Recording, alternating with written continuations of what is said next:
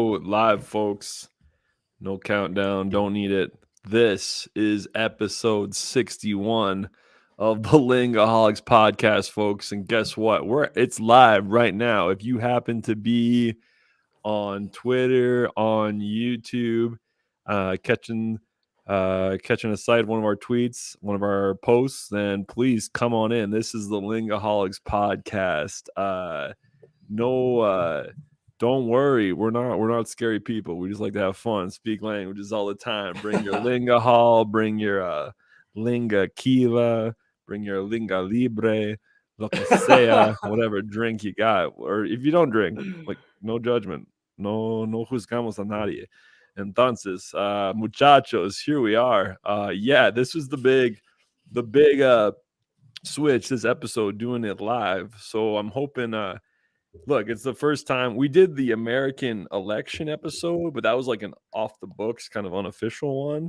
Whereas this is like an official Lingaholics podcast episode where we've come a long ways since the beginning of that was like November 2020 of the podcast. Yeah. It's 2022 now, folks. So here we are. This is Senor.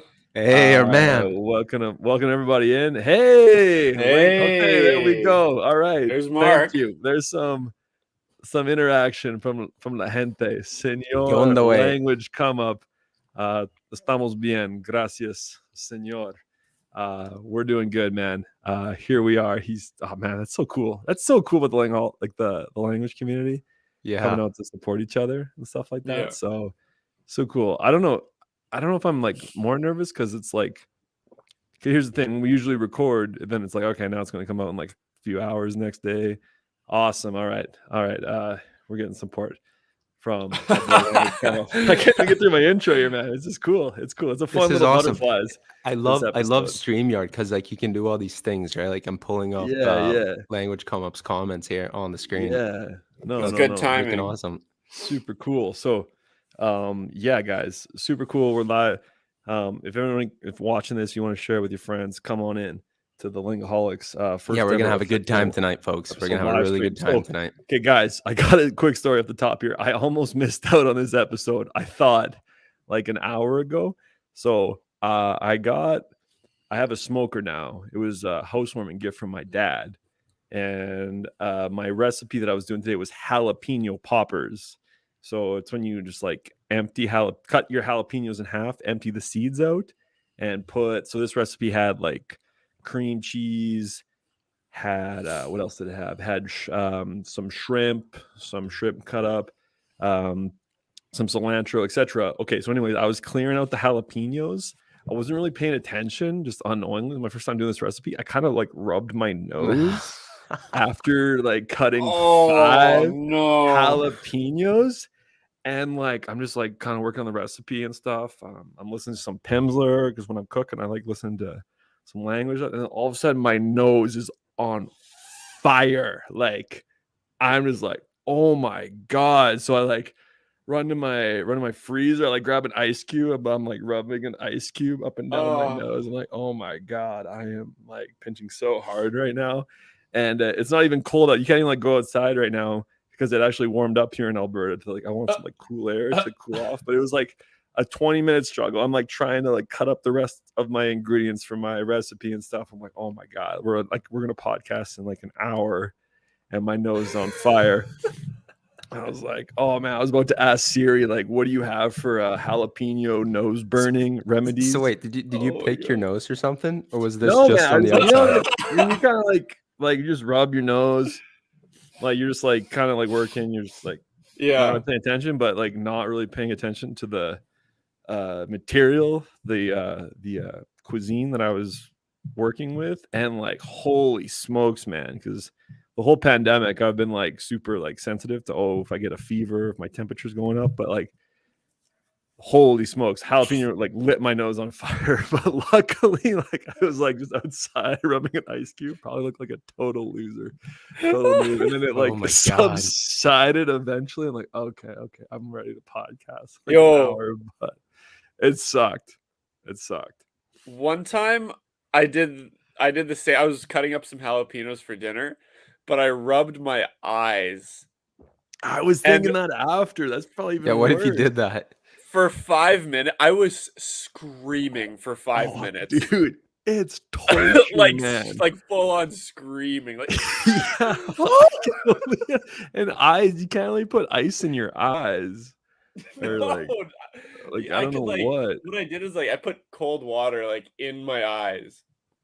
Okay. Oh, yeah. But you gotta rinse it. You gotta rinse it out as fast as possible. It only. I'd imagine you'd start to cry basically immediately, to naturally get rid of everything.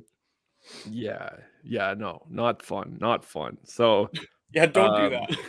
Don't do that. Your eyes. Don't touch your face. Don't let your hand get near your face. Even you have because the recipe called for cut the jalapenos in half, clear out the seeds, right? So you gotta it's not just the seeds. There's like kind of the innards of the jalapeno, because that's what you're gonna stuff it with for the jalapeno popper. Your cream cheese, your shrimp, your coconut sprinkles, blah blah blah. But just don't touch your face, folks. It's a bit torturous, especially before you're supposed to go do your first ever official live stream with your podcast buddies. So needless to say, that's all good.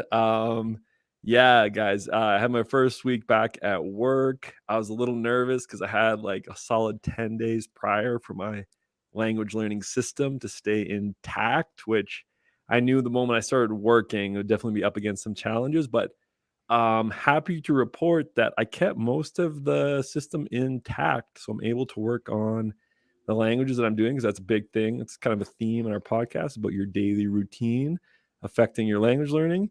And also other fun things. Marcus came up with I'm just kind of giving like a bullet points, things I want to touch on this interview with the language Iron Man I want to get into today, about kind of playing off thanks to Mark Language come up his 40-hour 7-day language challenge idea. But this is like a single day where you go super, super hard at a language with different working on different parts of your language.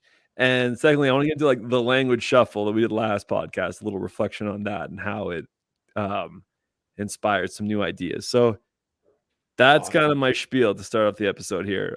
Be careful with jalapenos is the main message. But Swecko, man, you're the one who's like, hey man, let's do a live episode here. Let's make it happen, man. So how you feeling? Yeah, because the whole point of StreamYard is that there's like the capabilities of, yes, you stream, exactly, but the capabilities of doing the streaming are pretty advanced. So I wanted to try that out, right? So the whole platform here allows you to just run it on StreamYard and then stream your feed to like all these different platforms. Right now we're doing YouTube and Twitter. So I basically just wanted to try that out, and then like, why not? Because we do this anyway, right? We do these episodes anyway. We might as well just stream it online, like live when we do it, because then we can just get the recording and then upload it to Spotify anyway, right? Yeah, exactly. And I mean, like, why not? That's what I thought, at least. Let's see. Language come up with a comment here. Yeah. Oh. Yeah, exactly. Like it's interesting stuff. It's an interesting. Live alone. I was saying. It's an interesting tool to go live. Like it's like it's just something. It's like another dimension that you could like play around in, right? Yeah, totally. Why not, right? And like the interactive, like the interactions that you can get with people is fascinating, right? Like we had an idea of maybe like getting some people on the pod. Like we could like have people like jump on and like shoot the shit in Spanish or any other language, right? Yeah, so like it adds this creative dimension to the whole podcast, which is pretty fun. Man. It's because like podcasts in a way, not completely, obviously, like they replaced radio, right? In the sense of like, radio, like podcasts are basically radio on demand, right? Like I can listen to that, like that transmission whenever. I can pause it whenever. I can leave it for like a week, come back to it. But I guess I was thinking today, I was like, okay, but what was the upside of a radio transmission at like a given hour? It was like, oh, okay, like this is the time you'd tune in to that show. Like people used to organize their lives around like these shows, but now maybe we could be in like a cool hybrid era where there's like set times where you can experience the live energy of past eras, but at the same time, like catch up in your car down the line in a month or two. Right. Whenever. Look, yeah, no, absolutely. Like I love that. And I know like certain podcasts still do the live streaming, right? When they record their podcast, but most people don't, right? Right. Like most it's just people kind of in just this like little record it and cocoon. upload it. Yes. Right. So, hey, I'm all for trying new things. So yeah, let's go. Let's do it. Hágale pues. Why not? Yeah, right? man.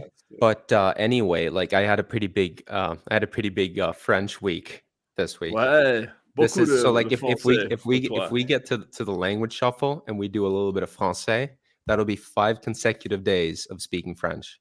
Nice. Hey man, which is like a record for me in terms of like doing immersion like this. It's like that Duolingo fire streak. Yes, exactly. But I have that with like speaking, but right? Like bigger, so, like a bonfire. So I've had 2 italki classes, 2 italki classes, and 2 just regular like hangouts, like one with you and one with my other friends. What? Right. Okay. So that's Monday, Tuesday, Wednesday, Thursday, and then hopefully today later on. Yeah. A little bit of shuffle. 100%. The language shuffle. But I mean, like, it feels amazing. Like when you get this language momentum going, like when you really get going, and you know, you really, because when you do this, when you're very intense about it, you progress very quickly. And when you feel that you're starting to progress, the feeling that you get inside, it's like the adrenaline and the endorphins. It's like, bam, like you feel amazing, right? So I could barely fall asleep last night because I was so excited. I'm serious. I could barely I fell asleep at like midnight. I was like in bed, like just like smiling and like doing random stuff on my phone in French because I was like so excited. I couldn't stop. Yeah, that's awesome. No, man, it's such good energy. Languages are such good energy. Yeah, it's bueno onda. Bueno royal. Oh, yeah. So yeah. Anyway, we'll get to the points that you brought up earlier, but first we'll check in with Cody. Cody, how you doing, bud? There's always the Lingaholic shuffle up. Exactly, the Lingaholic shuffle. How's life over in Korea, bud? Yeah. Hello from the future again. Saturday morning. As always. Drinking my Starbucks. This has become kind of like a routine for me. Is like, can Starbucks sponsor us yet? Thanks to Cody's purchases. We'll see. Yeah, because when we do the podcast, when we record the podcast, usually it's around this time, and it's right now in South Korea, it's 10:42. So, and if you guys have been listening to the podcast, then you know that I usually get up around this time now. So, I just got up, so coffee definitely helps get the energy going. Anyway, my life in the past week has been just regular week of work, and last night actually had an interesting kind of thing. So you guys have heard me talk about the trash house, right? Yeah, the international party house in Seoul. When you first went to Seoul? Yeah. So my girlfriend has also made friends with people there, and she actually hangs out there more than I do now.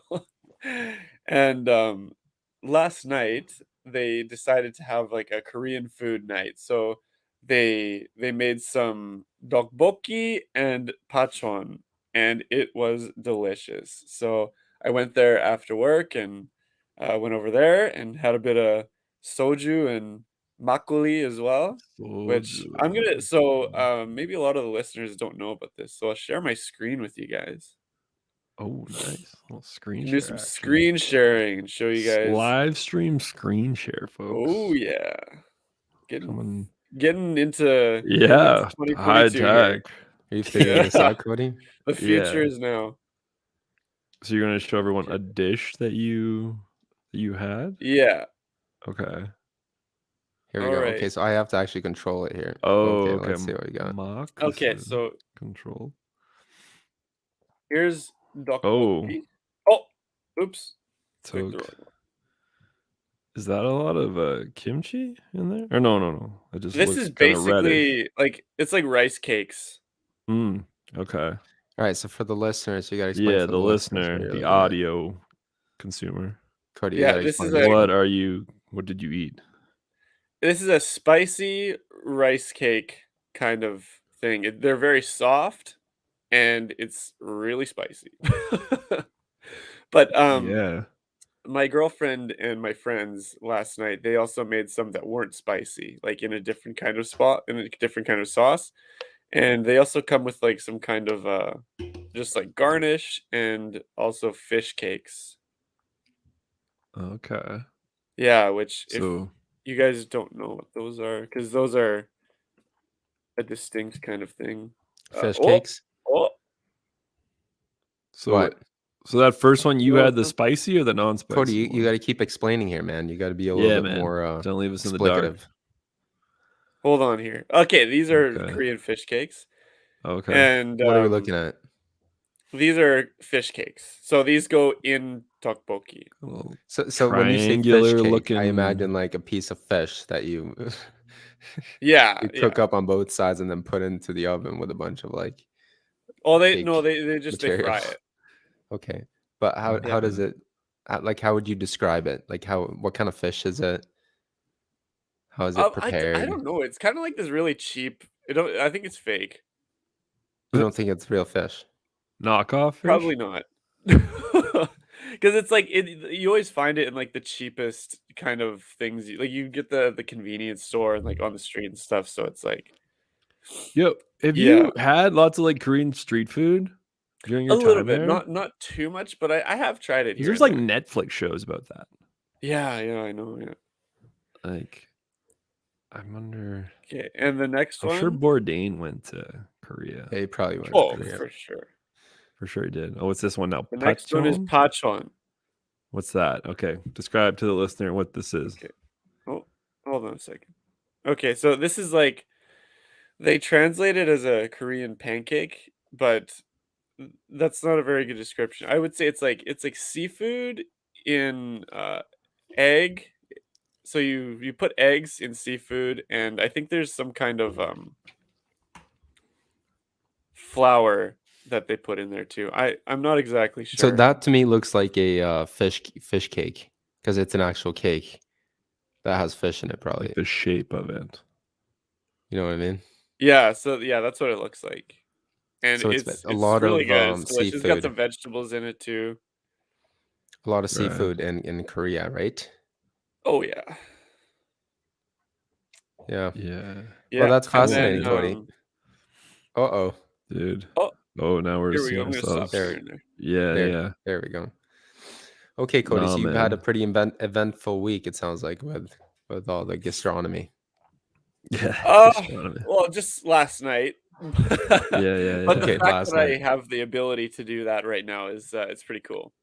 Okay, so is it like a whole new set of foreigners at this trash house, as you Oh, have so called it? Like, because when you originally went, there was Turkish people there, and Yeah. now is it like a complete turnover? oh God, yeah. There's a constant rotation, Right, which is because fascinating. That's yeah, awesome. most of the people living there are students at a nearby university, and yeah, like they switch like every semester, right? So every 3-4 months, there's like a It's a constantly new like Huh. But group it's kind of a people. mix of like local and international, though, right? Yeah, well, there's one Korean guy who lives there, and most like I think there's one Korean girl living there now, but other than that, like it's everyone else living there is a foreigner. Right. Okay. And where are Yeah. people from? Mostly from Europe. Okay. It's kind Like of where in Yeah, surprising. Europe? you Like, knew some Germans there too before, right? yeah, I was so mostly from Europe. There's a girl there's a girl from India living there right now. There was a girl from China living there for a bit. But the vast majority of them usually come from Europe. Like nobody from North America or like Latin America. Oh, sorry, Okay. no, I'm lying. There's one guy from Mexico living there now, and I um I actually had a good chat with him in Spanish last night, so that was pretty fun. Where in Mexico? He's from Cancun. Oh, I was gonna Cancun, say. La Playa way. Yeah. We're at Nice. man, I like to know everyone from like different parts of Mexico. Because we have Alejandro from Mexicali. He's from the north. We know Luis from Chiapas, a good friend He's of from ours. Chiapas. Our good friend Mark, language come up, who's from Ohio originally, but he's residing in DFA. Yeah. I have a friend Mariana from Monterrey. Yeah, man.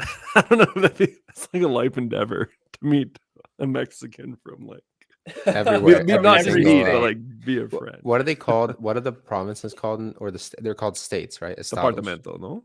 Or departamentos. I think thought they it's were estados. maybe Mexico's estados. I know Because it's called Estados Nicaragua is- Unidos Mexicanos or de Mexico. Estados Is that the Unidos Mexicanos. full official title of Mexico? That's the full name of Mexico. Just Yeah, no yeah, one yeah. says Unidos that. Mexicanos. Okay, Creo. but in Nicaragua, it's On their money, Departamento. on their coin, it says that. Oh, okay, right. Estados Unidos Mexicanos, sí. Oh, yeah. Why? Oh The man, next United time it'd be States like of Los Mexico. Estados Unidos. Be like, nah, I'm not talking about the USA. Los estados. Talking about Los los- estados mexicanos. Los estados más cabrón. Más Yeah. cabrones. Más chidos. Más No, chidos.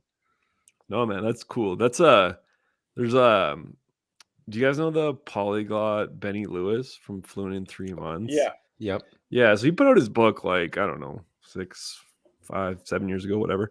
And he has the opening paragraph or the epilogue or whatever the intros of books are called nowadays. It's kind of cool. He's just like talking about a scene at a party where he's like talking to this one guy. He's like riffing in Hungarian with them, and he's like, "Oh, and there's this girl I met from Brazil." So I was like talking to her in Portuguese, and then this guy I just met were like, "Oh, en français, comment ça va, mec?" And so like that's what I always kind of picture like an international dorm or maybe a hostel could kind of have that vibe too, depending on what city you're in. But I was like, oh man, it's always been like a cool.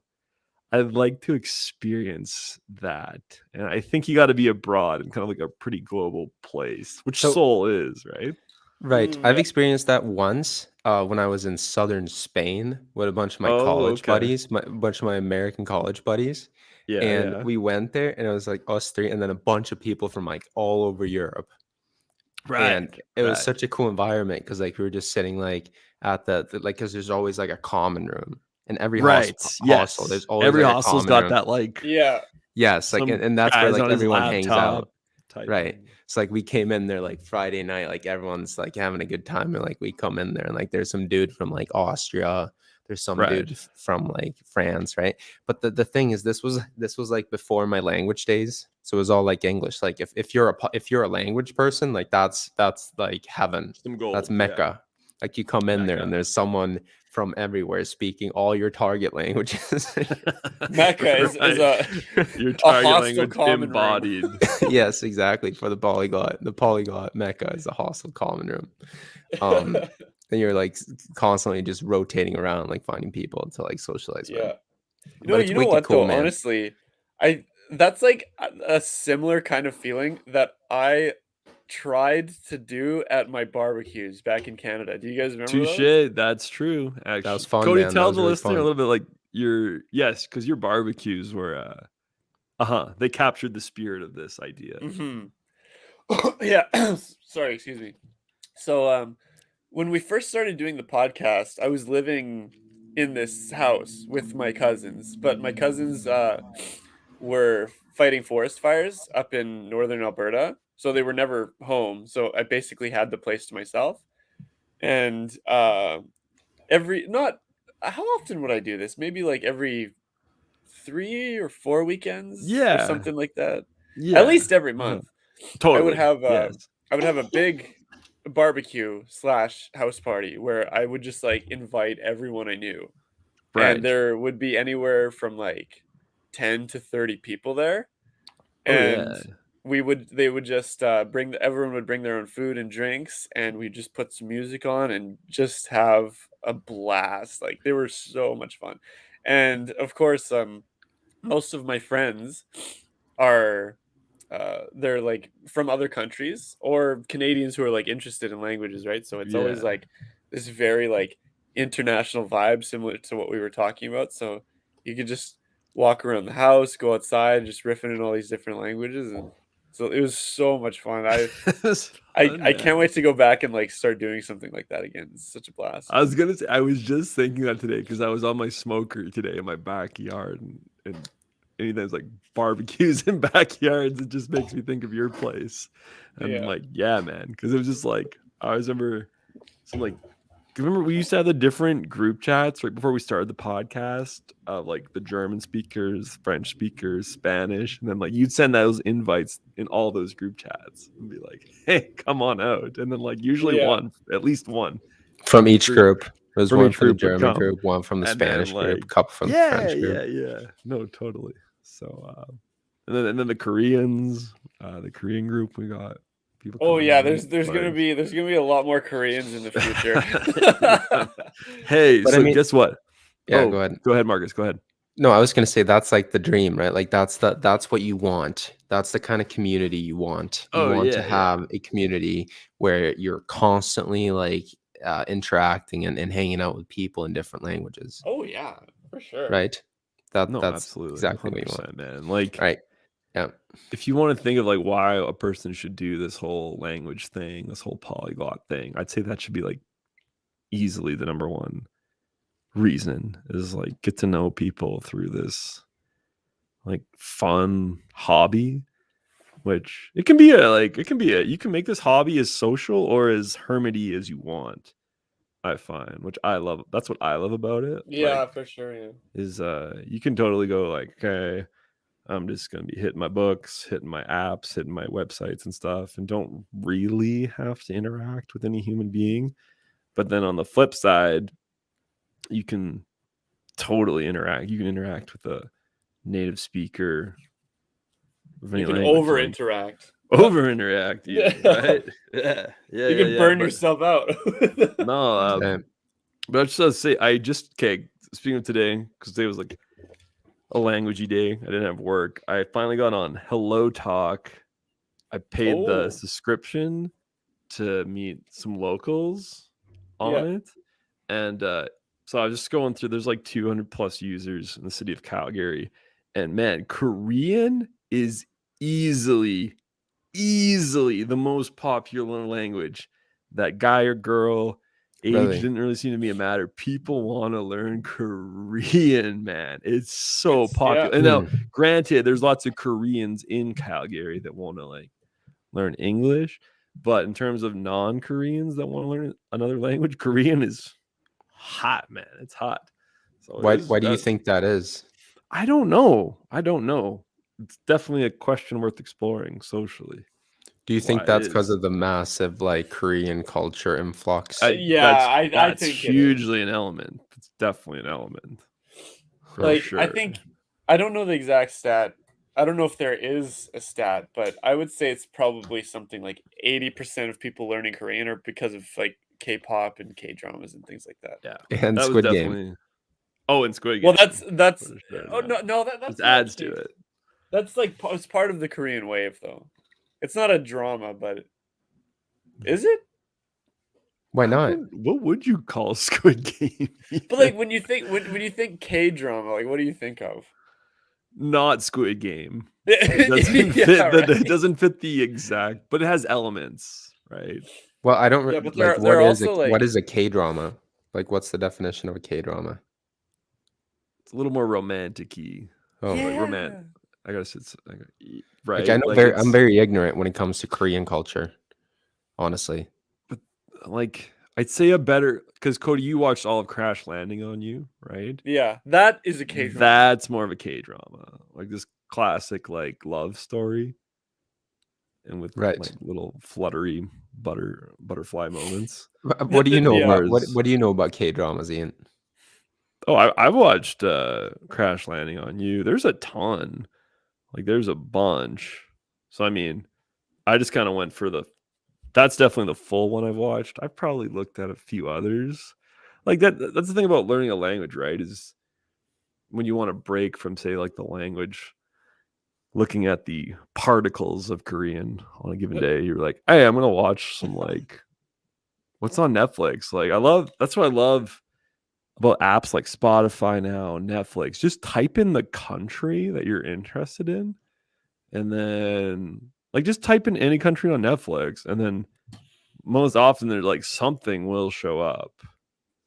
Right. I mean, I don't know. Maybe if you type in Angola, but it'll still give you something from like Africa around there. But if you type in Korea on Netflix, you gotta like pick between the movies, like man, there's certain countries have an inordinate amount of content. Oh yeah, and Korea is one of them.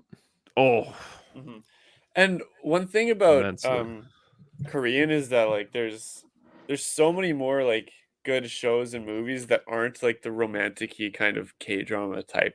Like there's a bunch of shows that I've watched recently. There's that are really good. Like one is I just finished watching one called The Silent Sea. okay. It's like it takes place in the near future when the world is like running out of water. And I saw this is new, no? Yeah, it's brand new. Yeah. Okay, brand new. Yeah, and they send a bunch of astronauts to an abandoned lunar station, like a lunar research station.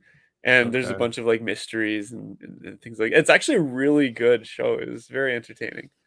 And how do you watch it? Do you watch it with English subtitles? Or do you watch it with So here's Korean? another thing we can talk about. I'd recently started getting into Language Reactor. Do you guys know what that is? Cuéntanos. Oh, ooh, I'm about to drop some gold on you guys. Okay, is this one of those subtitle things?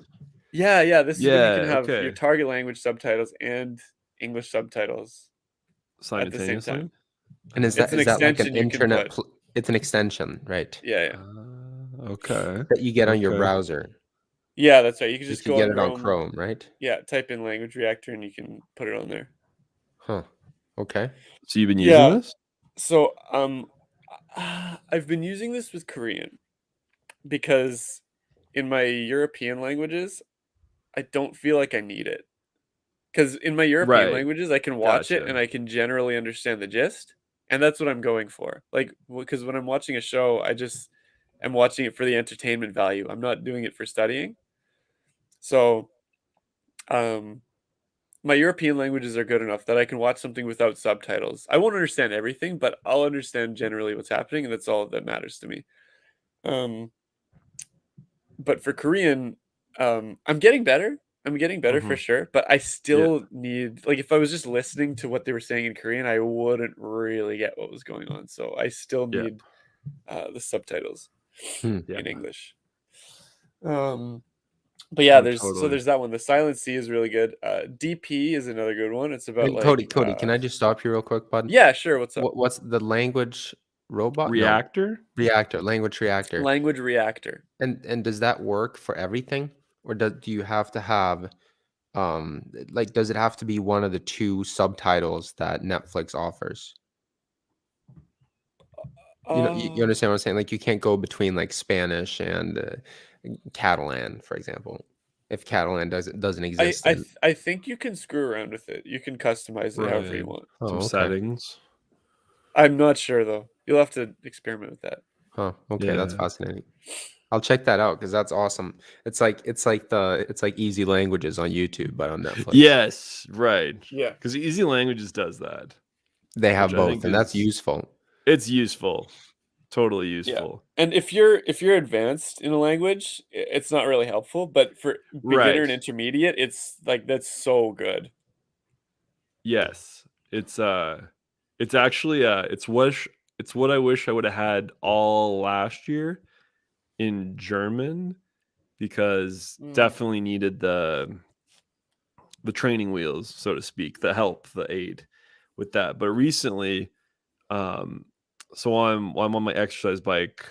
I usually do like a half hour Pimsleur, and then I switch to a show. And I'm pretty pumped. So it's the same thing kind of talking about there, Cody, with like the European languages. So I started watching a new German show, and this again, it goes back to the idea: just type in Germany on your phone, and stuff will pop up. It's called Biohackers. Cool show. Oh, I heard about that. I wanted random to watch show. But yeah, I was like, man, maybe I should just put English subtitles on and try and. It's like, no. I'm gonna go for it. Like, German subtitles, man, it's sick, man. Once you realize like I don't need English here, the subtitles definitely help for sure if I was to watch it, like, because some people will say like no subtitles at all. Like I know there's opinions about that, but man, it's really cool when you just can watch with the subtitles and just be like, oh man, I understand that's an interesting point.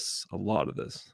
That's a very interesting point, because I think if you put English subtitles on, let's say, a Spanish movie, then you're gonna forget to listen to the Spanish, to focus on the Spanish. And you're just gonna read the subtitles. You're not even gonna hear like what they're saying.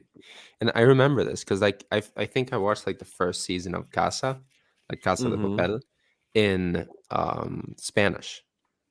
Oh no, yes, obviously in Spanish, but with English subtitles. Right. And I kept reading the English because I wanted to understand like every single word, like casa. It was like a couple years ago, my Spanish wasn't as good. Plus La Casa, like it's very high level. Oh yeah. So I had English subtitles, and I remember like not really, or like looking back at it now, I didn't really listen to like all the stuff they were saying.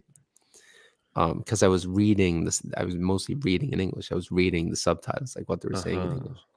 But now when I started watching the later episodes or the later seasons, and because I just watch it, I put Spanish subtitles, but it's all in Spanish, right?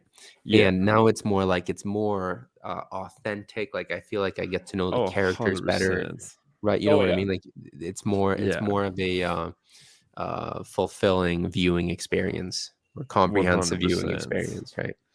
Totally. But that's fascinating, because if you put subtitles, and even if you don't understand, let's say you only understand like 80%, which people have as like the magic limit to what you should understand in order to consume any type of content. 80%. That's like the notorious golden limit. As long comprehensible, as comprehensible input will fade if you're as long as you understand 80%, even if you understand less, like 70%. Well, certain situations depends on like the context of the show, right? Like this biohackers, it's real like sciencey in parts.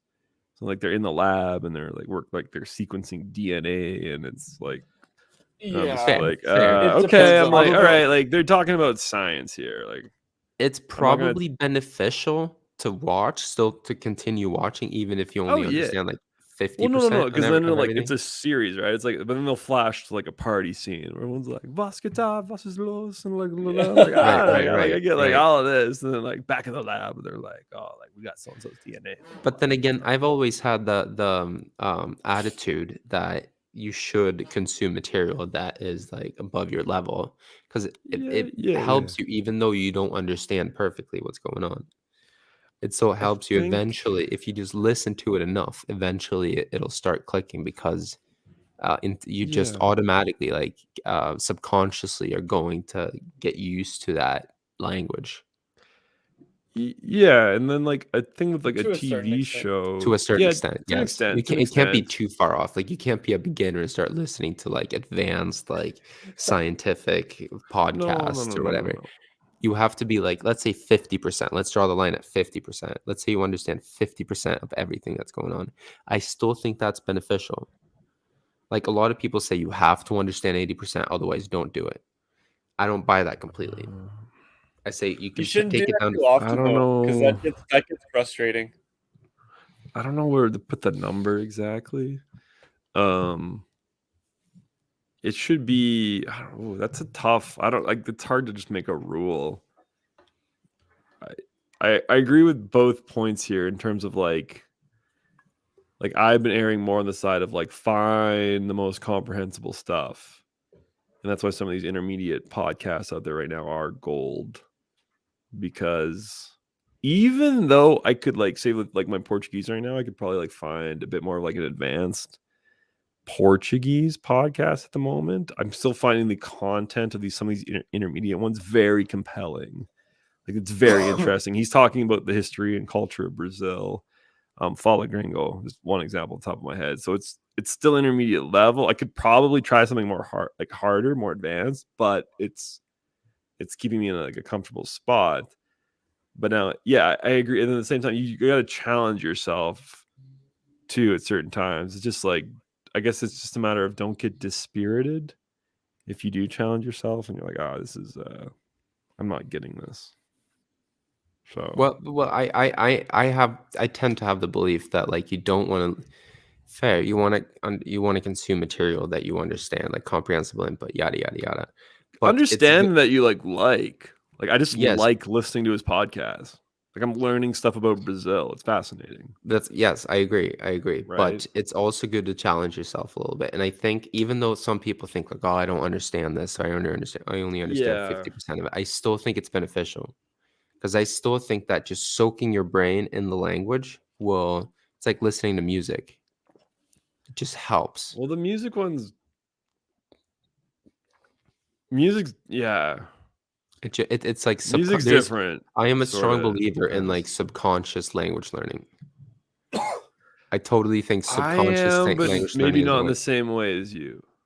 Because the thing is, I think that like we become better at language automatically. I think that's a thing. I think we are all like better English speakers than we were like 5 years ago, subconsciously, without like even thinking about it.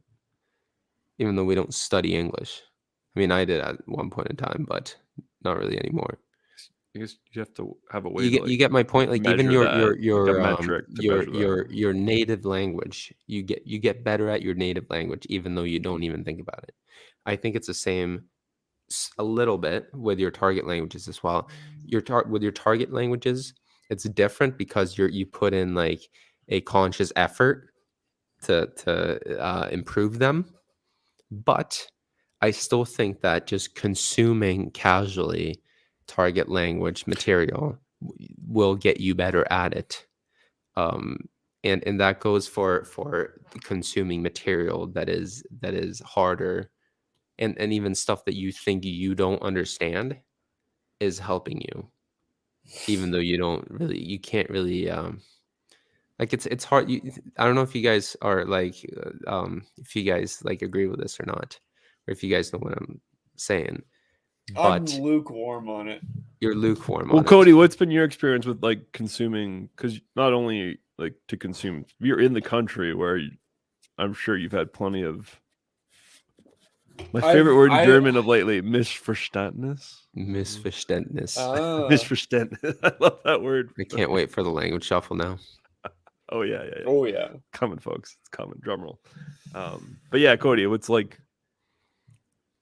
Because I agree that like when things are too over the head, it's just like I should be doing something else right now, or it's not helpful. Yeah. So, in my personal experience, I've had a bad time with trying to absorb things automatically.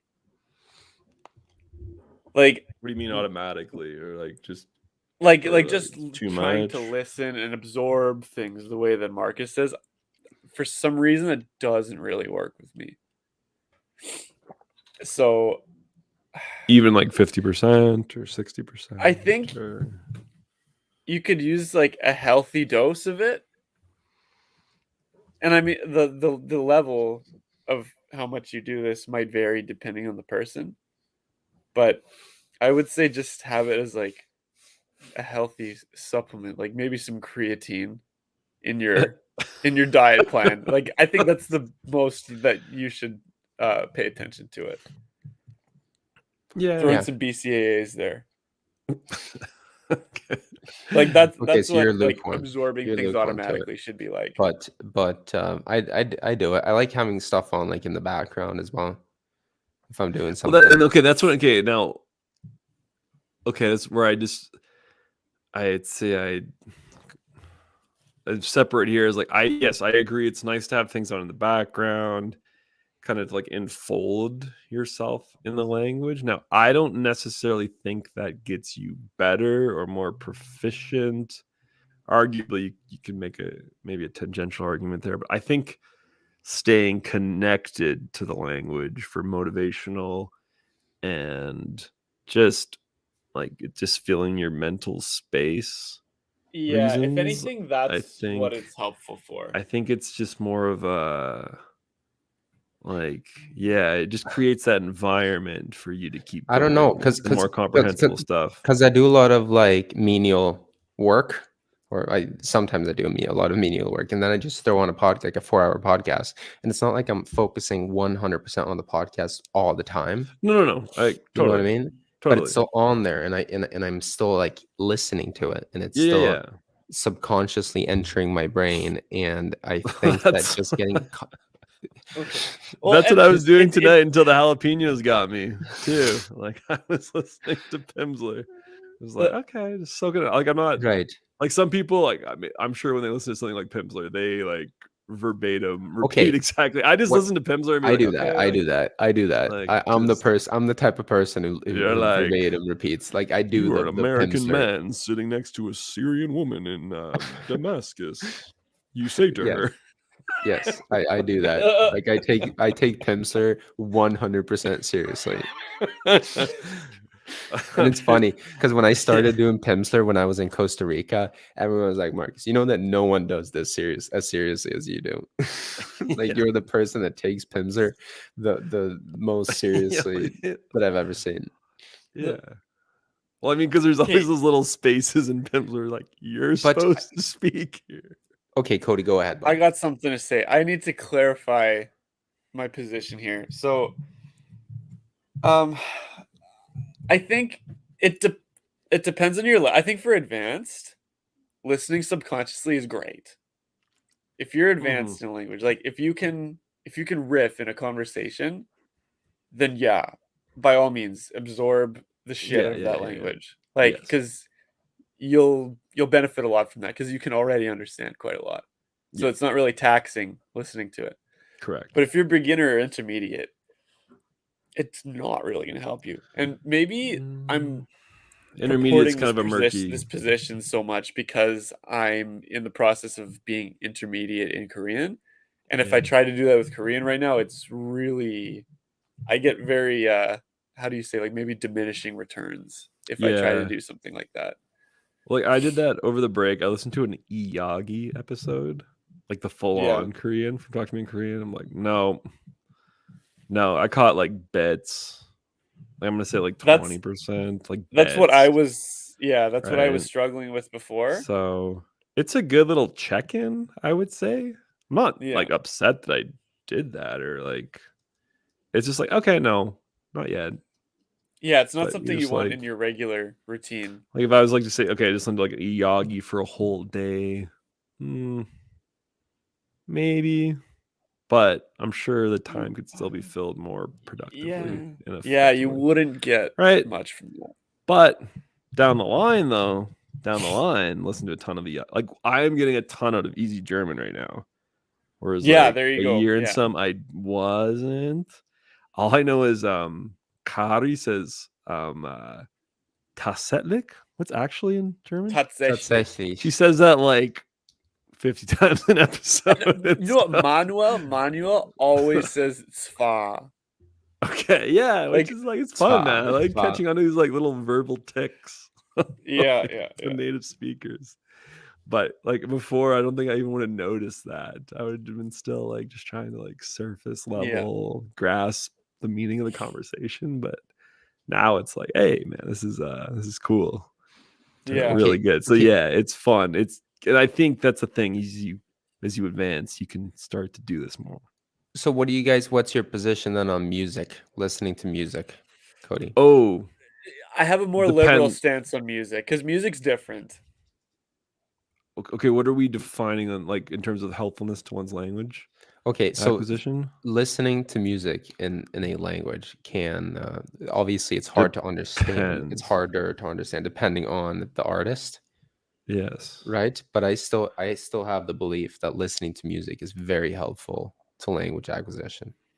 Even if you don't like, even if it's like, I don't know, like French hip hop, like underground hip hop, I still think. See, that's like. That's getting into like more not comprehensible, like rap and hip hop, and because it's so fast, there's so much slang. It's fascinating to go look at the lyrics after. Don't get me wrong. Exactly, because looking up lyrics is great, but that's not exactly the same thing as listening to music. Yeah, but if you listen to it enough and then go look at the lyrics, it's a lot easier to understand because you already you've heard everything. You're like, oh, that means that. Oh, that means that. But I think the genre makes a huge difference. Like I'm listening to some Ukrainian folk lately, and that's comprehensible. Some like Ukrainian rock or punk, not comprehensible. But this is the point. This is the point I'm trying to get to. When you listen to stuff you don't understand it, but you register. Yeah, but if they're like yelling and screaming, you're definitely not going to understand it. Okay, but you register it. But then when you go back, when you see that word, word later on, then you're going to be like, I've heard that before. Yeah. Okay, that's something that is something that has gone into my ears at some point in time. Okay, but there's like a girl lightly like swooning you on a guitar in a folk song. It's gonna be a lot more than like Rammstein's distorted guitar, like just riffing away on you, right? Like I think one of those is more comprehensible than the other. I'm just saying. Slightly. Slightly? Yeah, I know. No, I know. But like K-pop, I don't think you can learn much Korean like listening to like Blackpink rapping. I don't think you really can. You can connect to the culture. Yeah, but at least you get to listen into like the tones and like how they speak and like the melody of the language. Yeah. There's elements. There's elements for sure. But I don't know. I'm a fan. I'm a fan of all types. No, I'm not. I listen to a ton of music. Oh, by the way, I'm almost at 100 songs on my I'm trying to make the most multilingual playlist in the history of Spotify. I'm almost at 100 songs. I'm getting there, folks. I'm getting there. Nice. Added a little Croatian and something else today. Nice. So, but yeah. No. Like if you just like music, I would say just turn off your whole like, oh, I need to learn language brain and just be like, just enjoy the language. Yeah, that's what you have to do with music. Yeah. Right? Like just take it in. Yeah. So, but then it's super fun to go and look at the lyrics. Oh, the lyrics are fun. And then now with Spotify finally catching up to Apple Music in terms of having lyrics. That's that's big. Yeah. That's a game changer.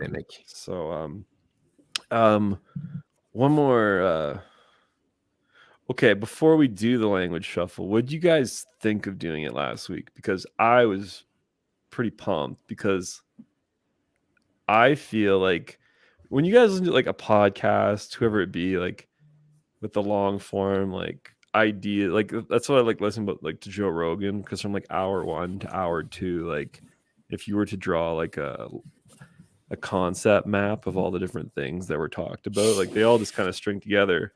Whereas I found it was cool with doing the language shuffle that we did last week. Whereas I feel like we talked about things in French that wouldn't have came up if we were just kept talking in English. So that's what I found like intellectually stimulating. I didn't really think of that, but that's fascinating. Yeah, that's fascinating because I'm like that.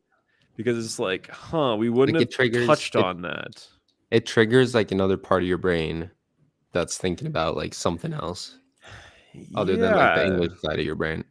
Or the conversation just flows to something else. Like I'm a true believer. I agree with that. Like when you speak to someone in another language, like you're having a conversation with another person.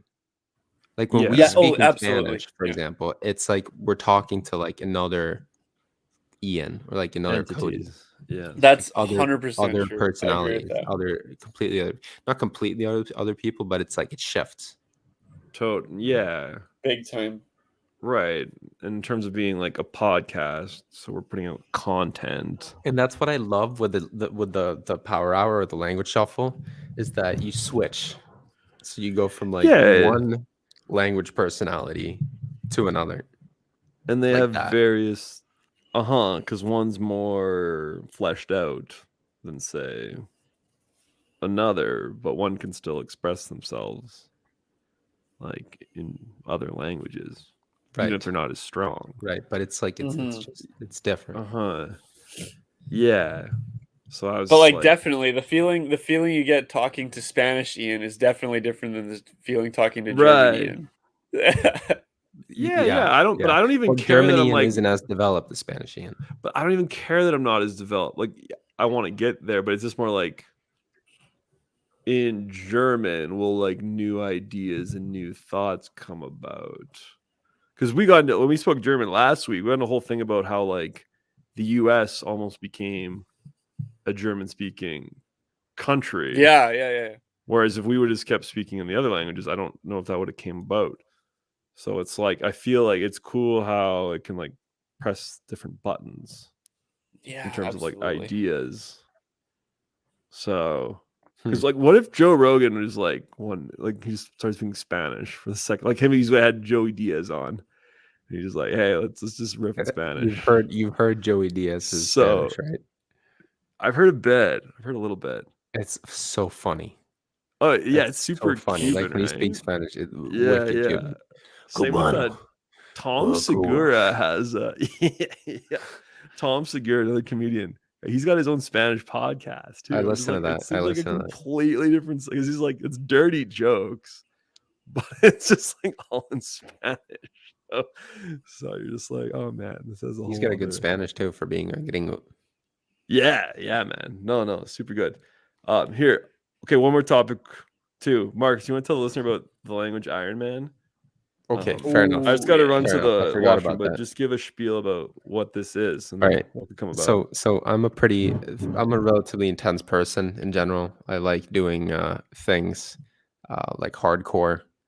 I like doing like high willpower like stuff where you really have to like focus and persevere.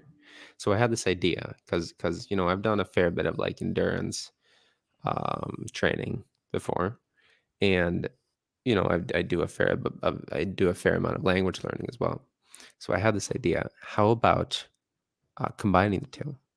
So you do like an endurance language challenge, an endurance language exercise. So we have our man here, Ian, who likes doing Ironmans, right? So triathlons, which are essentially extreme endurance races where you swim, bike, and run for very long distances. Yep. So my thought was, why not translate that into language learning? How about creating a language challenge, like a high endurance language challenge where you test your perseverance? So I came up with the language Ironman. And the language Ironman consists of practicing all the different types, all the different elements of languages: writing, speaking, listening, and reading. Now, you can divide those into passive and active, right? Reading and listening are passive, and writing and speaking are active. Now, you could make the argument, which I think is fair, that the active elements of language, communicating, are more effort. Take more effort. They take more effort. Oh yeah. So writing and speaking take more effort. So I came up with 12 hours total. The total Ironman, or the total language Ironman, is going to be 12 hours. So from, let's say, 7 o'clock in the morning to 7 o'clock at night. So I went about, how do we divide this up? Do we do like everything like, because the idea is to focus entirely for 12 hours on one language without any breaks. So my idea was, or my what I was trying to figure out was, okay, how do you divide that? How do you divvy up how do you allocate the time for each element, each language element? And since I would argue that the active modes of communication take more effort, I put 4 hours each. 2 hours each for the active elements. So reading, I keep getting this mixed up. Writing and speaking for 2 hours each. Yeah. Writing and speaking for 2 hours, and then you allocate 4 hours each for the reading and the listening. Exactly. So you do 4 hours listening, 4 hours reading, 2 hours speaking, and 2 hours writing, all consecutively without any breaks. And that's the language Ironman challenge.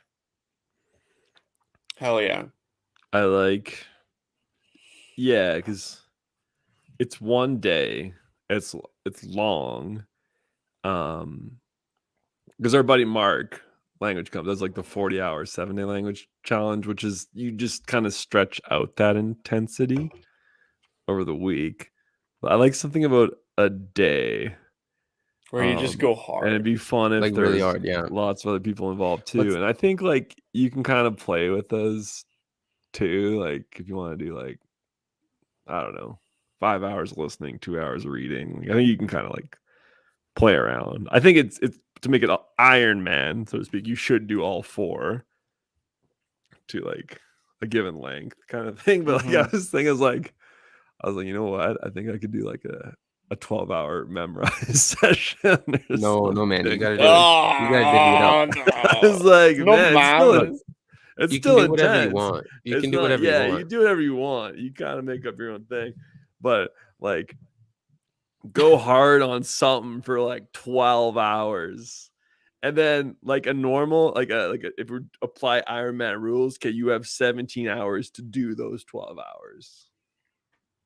Now it should be like in the spirit of thing, like go as hard as you can for as long as you can. But that's like, you know, people gotta eat and stuff. Right. But don't you think it's fair to allocate more time to the passive language modes? Oh yeah, for sure. Yeah, that should definitely be done. Like I think it's fair to do 2 hours writing. Start with that. 2 hours writing, 2 hours speaking. No, 2 hours writing. Then I would do 4 hours reading, and then I would do 2 hours speaking, and then I would do 4 hours listening. Yeah. Right. Okay, but I guess my thing is like, how could we get more beginner levels involved? Where say maybe you're just not capable of writing for 2 hours. Maybe even if you just, I don't know, did notes. Yeah, but that's the whole for 2 that's hours. the whole point. Too. Something Like like that. anything. But that's the right? whole like perseverance, willpower. Totally, because I'd Right. like to get like beginners to advanced on board, right? Like everyone's their own level, so then we got to consume the content appropriate to their level. But yeah, what I'm Right. basically is like not making this seem like it's exclusively for like more advanced sure. language learners. Like get everyone involved. Get a guy that just started learning Esperanto last week. Like Esperanto. you can do this, man. You can do this. Imagine doing 12 hours of Esperanto. Oh, dude, I'll do it. I imagine do you. it. I bet you can get to like B1 in 12 hours. B1 or B2 Oh in Esperanto in 12 hours. yeah. Okay. Like why not? Kill it. You just focus. Like you turn off your phone. Like you put all your other stuff away, and then you like 12 hours Esperanto. I bet you would get to like B2. Man, there's some good Twitter follows. They're only tweeting Esperanto, man. I know. I saw that. I Just read thought that them. was hilarious, and like all the comments are in Esperanto, and everyone's super Yeah, excited. man. Love it, man. Love it. Little subcultures. Yeah. Super All right, cool. I gotta take a trip to the bathroom. What do you guys say Let's, we get started with the language shuffle pretty soon? We're gonna start right Alright. away. yeah, man. Okay, I'll be back. What cards getting drawn first for today's language shuffle? Oh, What one do you more want? thing. I don't know yet. I don't know. Okay, one more language related topic that was on the agenda from okay, you're a Lex Friedman fan Yeah. too, right? Yeah. Yeah, okay, you listen to him, whatever. Man, it's interesting because he's like the second biggest podcast after Rogan. And Really? oh yeah, In the look world? at the chart, or like in America, North America. Like look at No the way. charts. Really? He's second in Canada Huh. after Rogan on Spotify. at Well, I'm least. not surprised. Like he has the best guests. He has Great guess. extraordinary Great guests. guess. Yeah, but man, he's a language nerd, or he's like, Russian. well, he's Говорю, Russian. He's говорю Russian. по-русски. Yeah. And he's been letting on pretty hard that he wants to interview Vladimir Vladimirovich. Putin. Is a thing, and so he's talked about he's been going into a clubhouse of all places to practice his Russian. Really? He's brushing up, right? He's But he's native. He's native Russian. Yeah, right. But he's kind of like he's a transplant, forgot- right? He's but he's Right, he's forgotten brushing his up, own right? native language. Yeah, but it's fascinating. That's what's gonna happen to me eventually. I'm gonna be like, oh, sueco, right? And then you'll be in the Swedish clubhouses doing stuff, but like figure it out. But he was making some interesting points. So I listened to his New Year's Eve episode with Michael Malice, and he's talking about learning Russian and how, he's talking about how he's just like he goes into these clubhouse Russian sessions, and he's just kind of a fly on the wall. Like I don't think he like tunes in and be like, "Hey guys, I'm Lex Friedman," blah blah blah blah blah.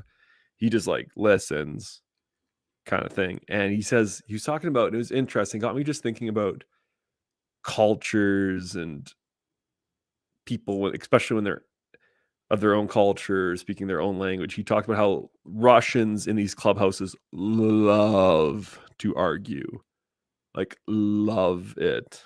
It's just like that's the hobby. That's what's happening. That's the whole chess game kind of thing. Is like, and he's just like, because and then him and Michael Malice were talking about in English how everyone's very kind of nuanced and a bit careful with their speech, whereas like Russian is very direct. Russians, they're just like, no, that's not it. Like it's like just for the sake of anytime they feel like there's too much consensus in the room, I guess they're just like, no, and they just start like almost that whole point of like arguing for argument's sake at times too. But it's got me just thinking of like, oh man, like every culture and every language kind of has its quirks to that, or their own settings of how they would, I'm sure there's certain cultures where like debate is not a thing. It's not appropriate, being combative. Yeah, right. You got to speak more to the side. Yeah, Russian's definitely like that. Like every Russian person I've ever met has been very direct and very like questioning. Mm-hmm. And right, slightly contrarian. So slightly contrarian. But that's Michael like that's like the national identity, right? No, totally. Russia going like the odd way. Yeah, so it just got me thinking like, okay, like so that's interesting to like just pop into a Russian clubhouse. What happens if you like dropped into like a Mexican clubhouse or an Argentinian clubhouse or lo que sea, like a Spanish clubhouse? Like all of these, I feel like these are all these like little microcosms, these language cultures. Yeah. Where yes, we interact. Russian speakers learn English, and then they're talking English and stuff, and maybe they have these Russian characteristics, but when they're speaking Russian, they're in their like fullest element of this regard, and they're fully interacting in Russian ways. Yeah. So I'm like, oh man, it just got me thinking more about each language has it's so multifaceted. Yes, you can speak the language and stuff, but like for a Russian speaker, maybe this is across the board for Slavic, like just that combative, argumentative element. So it's just something to like be in tune to. But I never even, did you go on Clubhouse? I never did get the invite. I have a Clubhouse account. I tried going on there, I didn't like. Was it like I never really I never really did it. I never really joined anything and like spoke to anyone. Right, unfortunately, but I've been noticing on Twitter, even on the Twitter Spaces, kind of becoming a big I've thing. seen that. That was kind of like Twitter's response to Clubhouse, right? Yeah, so Twitter has their own thing now where you can like talk to people, but the whole idea of Clubhouse is to speak to people verbally. Yeah, like have these hangout sessions where like people can talk to each other. It's like social media, but you're using like your voice as opposed to your typing and writing messages, text messages. Totally. So, which is cool. This is something.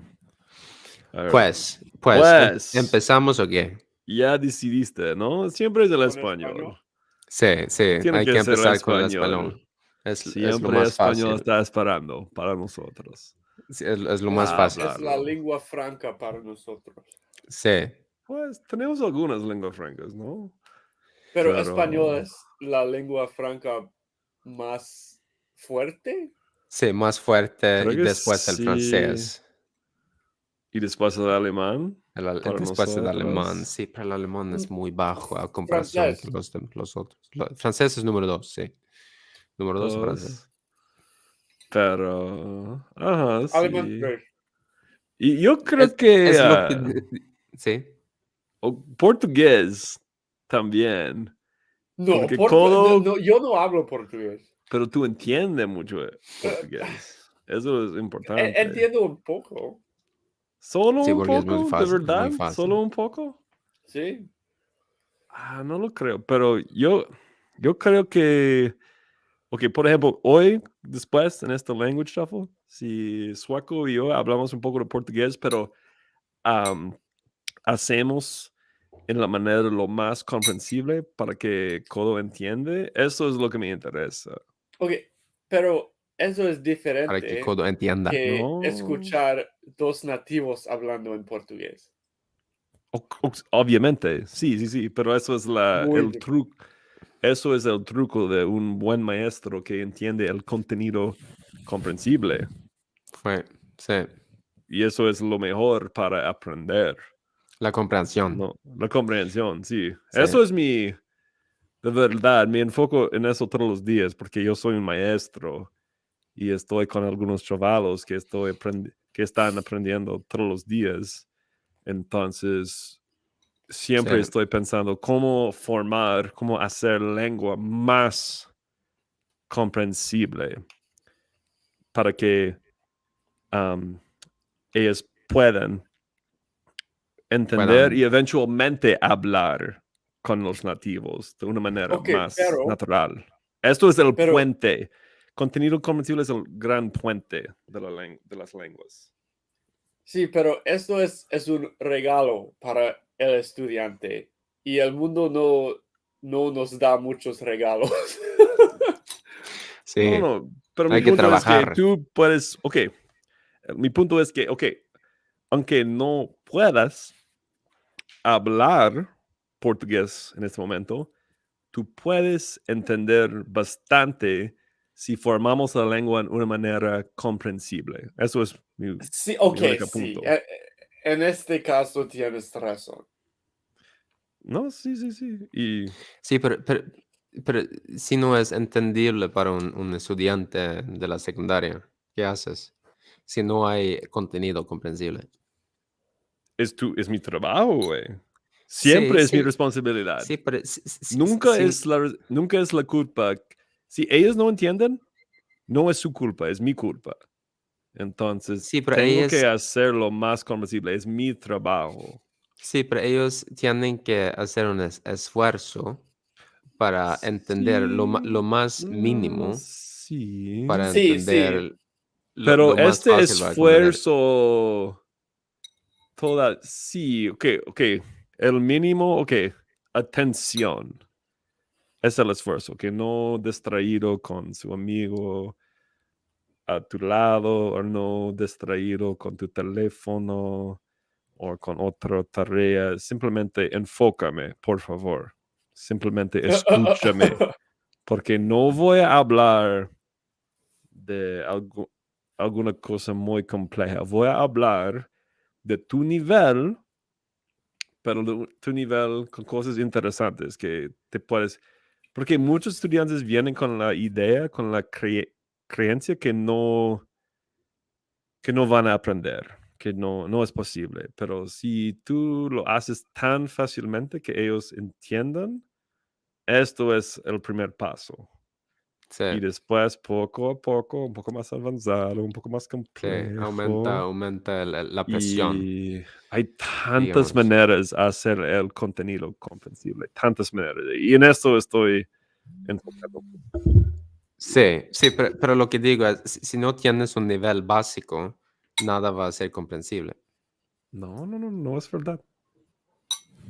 Si una persona viene a mi clase que no tiene ninguna experiencia con español, te lo juro que estoy diciendo cosas, especialmente con los cognados, que vas a entender. Entonces, ¿qué tal con Codo, con su portugués? Sí, entiendo. Bueno, vamos a hacerlo. Vamos a hacerlo. Sí. Ok, vamos a hacer un poco... ¿Un poco de portugués? ¿Agora? Agora, senhor Cotovelo, Marques e eu estamos falando português agora. Agora. Agora, a gente que falando. Agora, que está agora? Agora. Sim, ok, e também, ok, beliscar o cotovelo. Muito sensível este carro. Este cara é muito inteligente, não? Muito inteligente. E também, também não é completamente autêntico porque cotovelo fala espanhol também. Sim, bastante fácil entendê-lo. Com espanhol é bastante fácil entender. Parecido, português. semelhante. Muito semelhante. Não, cotovelo? Muito semelhante? Sim. Se cotovelo fala português. Cotovelo fala agora português. Entende? Ela entende português. Pero es casi lo mismo en este caso. Isso, bastante semelhante. Sim, bastante semelhante. E, aunque não expressa em português, pode entender português. Então, este é o mais importante, a minha opinião. Porque eventualmente, senhor Cotovelo vai falar português. Eventualmente. O senhor, eu acho que a gente aprendeu a falar português em nenhum momento. Isso foi muito rápido. Muito rápido. Sim, porque agora português é uma língua romântica.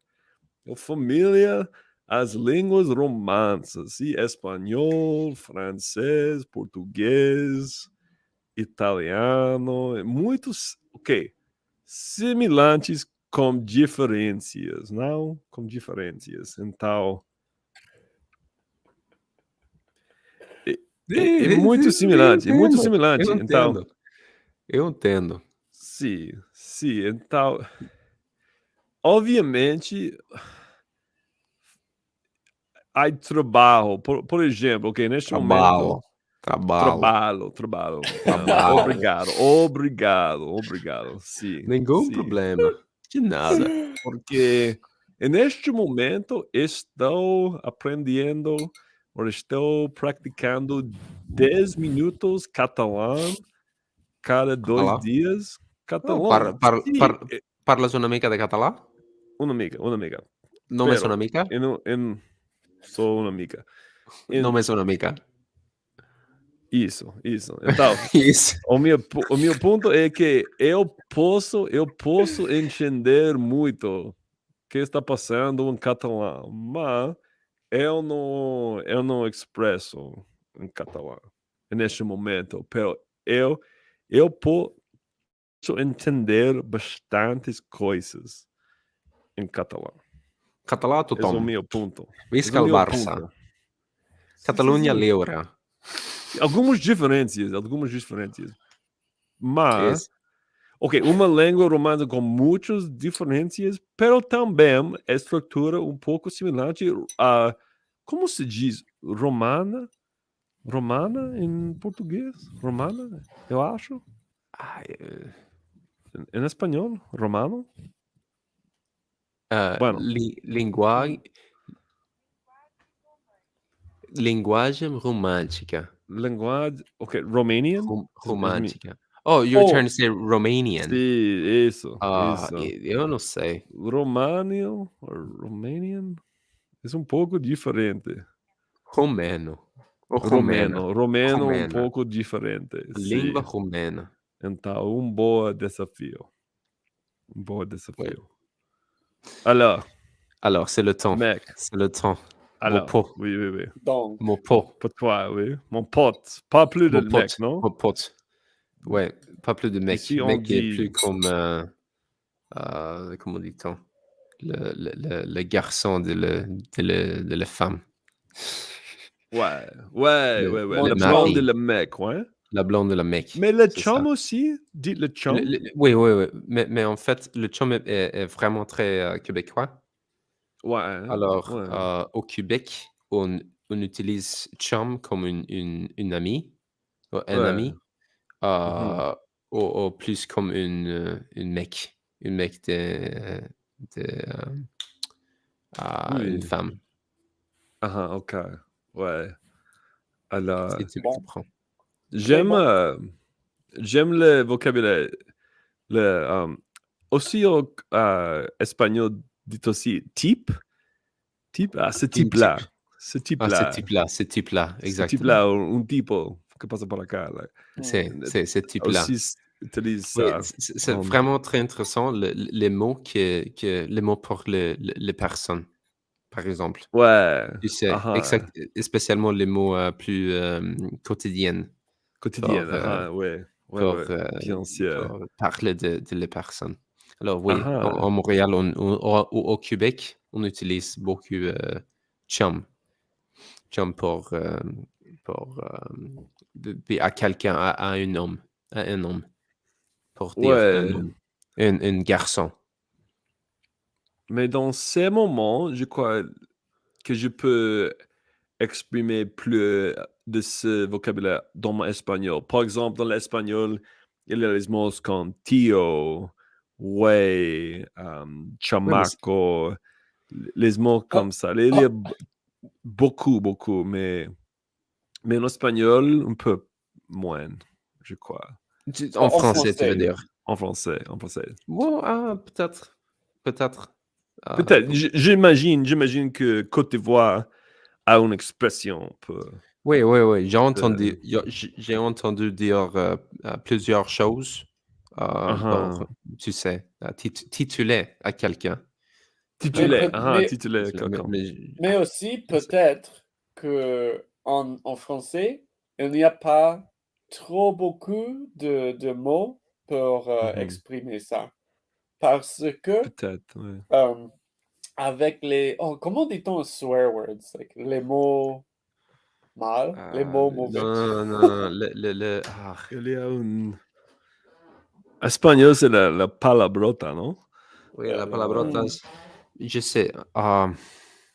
Donc, les palabrotas.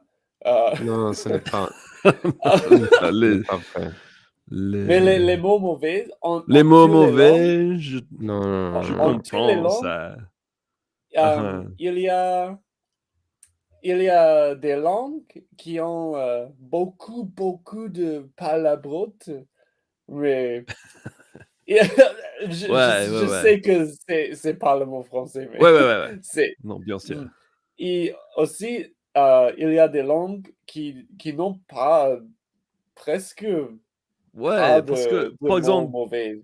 tu as dit ça que sur le coréen, qu'il n'y en a pas beaucoup de les mots mauvais au Oui, oui, coréen. il y a 2, 3. 2 ou 3. Ouais, Et C'est pas beaucoup. mais c'est pas beaucoup. intéressant, c'est très intéressant parce que il les dit Tu jures? toujours. Tu jures, ouais. Les gens mauvais disons toujours. C'est un Ah peu ennuyant. C'est À vrai. vrai dire, Alors, s'il vous plaît, c'est un peu ennuyant. l'originalité, s'il vous plaît. Où est C'est pas l'originalité, oui. oui, parce que dans l'anglais, dans l'espagnol, je crois, il y a Il y a beaucoup. Il y a vraiment ouais, beaucoup. ouais, Et en beaucoup français les aussi. options. C'est le Oui, même le en français. C'est français. le même en français. Je ne me Aussi souviens pas en comment allemand on dit aussi, swear non? word. Allemand, il y a Je ne suis beaucoup pas Oui, sûr. aussi. allemand a trop beaucoup de mots mauvais. Ouais, alors oui, alors je sais pas, c'est une autre Ouais. chose culturelle de la Oui. langue, Ouais, de non, ça. c'est important. C'est une partie de chaque langue d'apprendre le gros mot. le gros mot. Ouais. Mais il y a une autre, il y a une synonyme pour dire swear word en français, mais je ne me souviens pas maintenant. Je ne me fais pas rappeler maintenant, malheureusement. Est-ce que vous avez lu les livres de la série like Dirty Spanish ou Dirty French? Like, il y a les livres que c'est le nom de la livre. Qu'est-ce que ça veut dire? Alors, c'est OK, tu sais, il y a les phrasebooks, les livres les phrases pour les voyageurs normaux, mais aussi il y a les livres de tous les différents. Alors, de beaucoup de langues. C'est la série. C'est comme c'est le même comme il y a Easy German, Easy Spanish, Easy French, etc. Il y a les séries de livres qui s'appellent like Dirty Spanish, Dirty French. Oui, je les ai vus. Ah, ok, exactement. Ouais. Il y a toutes les choses prohibées, toutes les choses tabous dans ce livre. C'est intéressant parce que ces choses ne sont pas dans un livre de texte d'une université, par exemple. C'est plus de la rue, non? Oui, exactement. La langue de la rue. Alors, de la rue, ouais. La rue. Alors, c'est une autre chose. OK, une autre chose bien de le rap ou le hip-hop, toutes les langues, mais spécialement dans le français, je crois, il y a 16 mots que on ne peut pas trouver dans un livre formel. La langue officielle, disons. Ouais. Mais c'est dans les paroles les chansons, oui, bien sûr. C'est là. Oui. Les mots plus quotidiens. Ouais, quotidienne. Je ne sais pas. Mais oui, je ne sais pas, c'est toujours amusant, je crois que écouter musique en français pour donc entendre plus de vocabulaire quotidien de la langue. Oui. Et une autre chose, par exemple, alors, vous savez que dans la France, il y a beaucoup de personnes qui parlent arabe, par exemple. L'arabe, oui. Par exemple, de l'arabe marocain et ça. Et dans les... Par exemple, récemment, il y a 2-3 mois, j'ai fait un peu d'analyse de les paroles d'un rappeur français et il y avait beaucoup de les mots arabes dans les chansons, par les petites espiciers. Je peux m'imaginer qu'il y a beaucoup d'influence de le monde arabe dans la culture des rap. Ah ouais, bien sûr. Et le même, je crois, beaucoup de les artistes, comme par exemple le Maître Gims, originalement vient de Congo. Et la RDC. Ah, ouais. Alors, du Congo. Le Congo. Oui, c'est assez intéressant. Alors. Oui, c'est le même cas avec l'allemand. Il y a dans le rap et hip-hop allemand, il y a beaucoup d'influence de turc et de l'Orient moyen. Ah ouais. Moyen, le Moyen-Orient, oui. Le Moyen-Orient. La moyenne Orient. Orient, oui. J'ai besoin de pratiquer mon français. Oui, en fait, je crois que c'est la même en suédois, en Suède. Ah ouais. Bien sûr. Oui, beaucoup tu sais que le rap vient de la culture plus, comment dit-on? De l'immigration. Plus bas. Non. La partie de la société plus bas le travailleur. La classe La classe plus bas, disons. Et franchement, la classe plus bas est naturellement, pas naturellement, mais c'est plus, c'est plus, Ich verstände. ja, du verstehst. Ich Also, verstehe, ich verstehe. ich L'immigration, verstehe. l'immigration. Il y a plus Okay. des migrants Ja. qui viennent de Okay. la classe plus bas, disons. Okay, ich verstehe. Alors, ja. Ein bisschen bitte. Deutsch für uns. Danke, ein bisschen Deutsch. Ja. Ja, wir verstehen, was du sagen wolltest. Ja, genau. Also, Danke, und das ist Ellbogen. interessant, die, wie sagt man, Lieder, like Rapisch-Lieder auf Deutsch. Rap-Lieder. Zum Beispiel, ja, ich muss ein bisschen mehr Analyse machen. Analysieren mit, ja, ich glaube, es gibt mehr Türkisch oder vielleicht. Arabisch? Arabisch auch, ja. Weil sind viele Immigranten, nein, in Deutschland auch. Also, ja, das ist interessant. Like Also, was? Ellbogen, du hörst gerne deutsches Musik. Kannst du uns über deutsches Musik ein bisschen erklären? Ja, vielleicht? genau. Ja, es gibt, ich glaube, dass ihr schon wisst, dass in Deutschland gibt es, besonders viele Menschen aus der Türkei. Genau, ja. Ja, nicht Richtig. nur, äh, das allgemeine Mittelost, aber besonders die Türkei. Und Genau. es ist ein bisschen merkwürdig, weil, Merkwürdig. viele der Rappers und, Hip-Hop-Artists in Deutschland, sie haben türkische Stämme, aber in ihren Lieder Ja. sagen sie einige arabische Wörter. Ja, Sie okay. ja, es ist ein Arabische bisschen Worte. merkwürdig.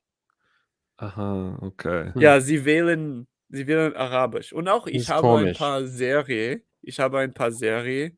auf Deutsch geguckt und es gab türkische Menschen und sie haben Arabisch gesprochen.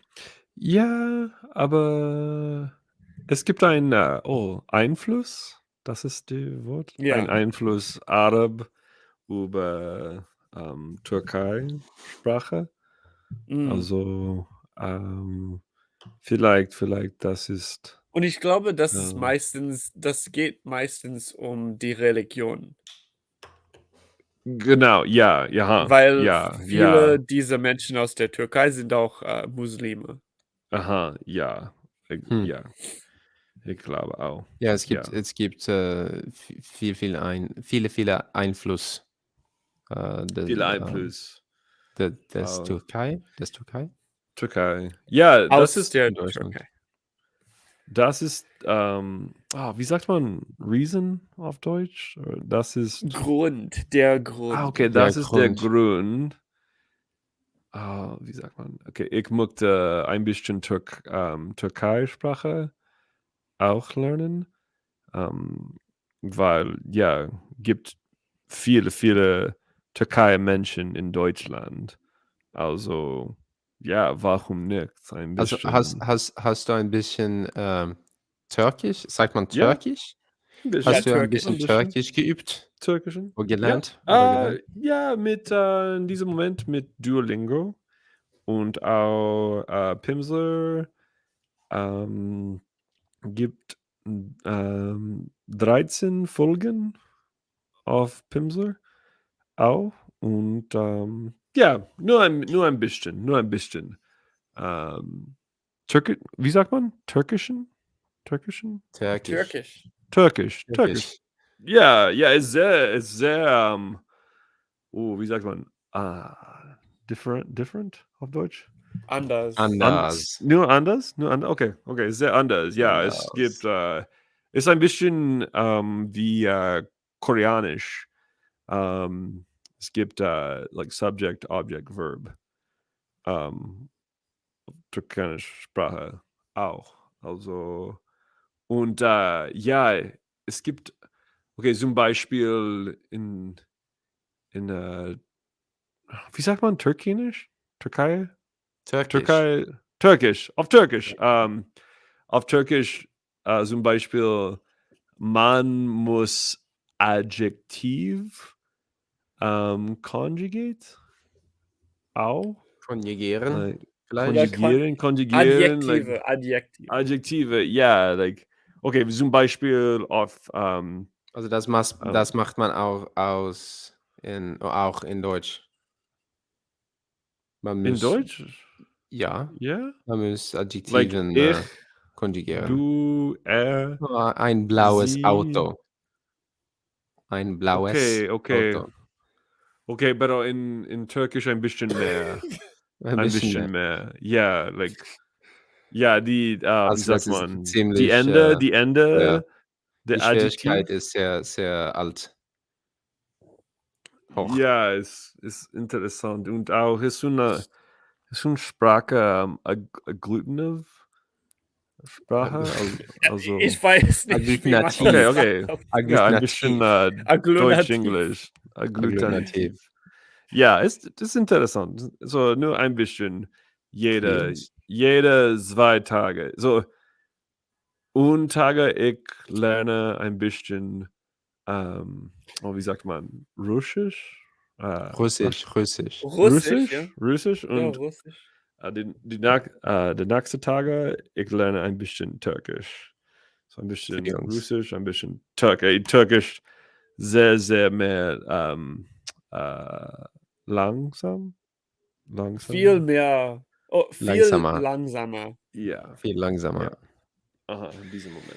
Also super gut. Ein bisschen Koreanisch. 아니요. 뻐끔치시, 네. Pakumchishi. 감사합니다. 저 아니요. 한국어 봐요. See, Was soll ich sagen? this is where Cody needs to make it comprehensible for me. And me. Like I did Why Portuguese. not me? Okay, this is a perfect example. Okay. Teach the Right? loser how to speak Korean. Okay. 감사합니다. 이은 잘 지냈어? 잘 지냈어? 뭐예요? 요즘 맥주? 요즘 잘 지냈어? 지금? 요즘 오늘 어제 목요일 수요일 이번 okay. 일주일. Repeat 주세요. 오늘 어제 목요일 잘 지냈어? 어제 오늘 like 지금? 이 내일 like 괜찮아요? 네? 괜찮아? 네, 많이 괜찮아. 네. 좋아. 많이. 네. 지금 뭐 하고 있어? 지금? 지금 뭐 하고 있어? 오케이. 지금 저 하고 마크스 저 팔꿈치시 팟캐스트 해요. 팟캐스트 하고 있어. 하고 있어. 네, 지금 하고 있어. 네네네. 지금 하고 있음. 저도 집에 있어요. 집에 마크스 있어요. 또 팔꿈치시 집에 있어. 집에 있어. 집에서 니? 그렇구나. 네. 그렇구나. 그렇구나. 네. 뭐 마시고 있어? 조금 맥주. 조금 맥주? 죄송합니다. 미안해요. 안 소주. Mekju, Alberta Mekju, Mashisoyo. 네. 알겠어. 미안해요 안 소주. 지금 그래. 네. It's very impressive, man. Yeah, man. No, Very that's impressive. what I mean, right? It's like, I think that's what I mean. I want to find. I was talking to Marcus about this in French. They're like, I want to find an italki tutor that really can hone in on me, like that comprehensive input. Just like dumb it down for me. Dumb it down until you find what level I'm at. Yeah. Like in my career. Like, Well, that's what you want to do with everything, right? well, yeah, and then it's just like, oh, like, okay, it's too simple. Up it up. Like, so it's like it's a total calibration. The teacher has Calibración. to has to like completely calibrate to the language. So I don't know, boys. An hour 40, our first live stream here.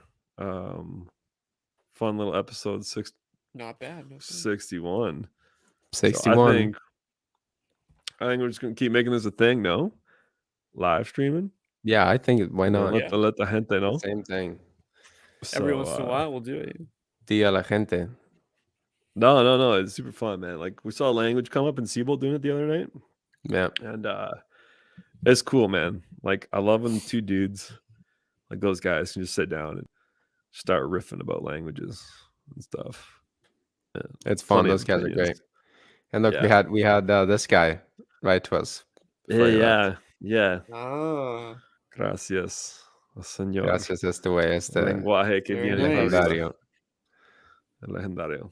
So, thank you, folks, for episode 61. And we'll see you soon again, and this will be up on Spotify and everywhere else. Absolutely. For you. All right. Totally. Take care. See you later, everyone. Ciao. Ciao. Hold on.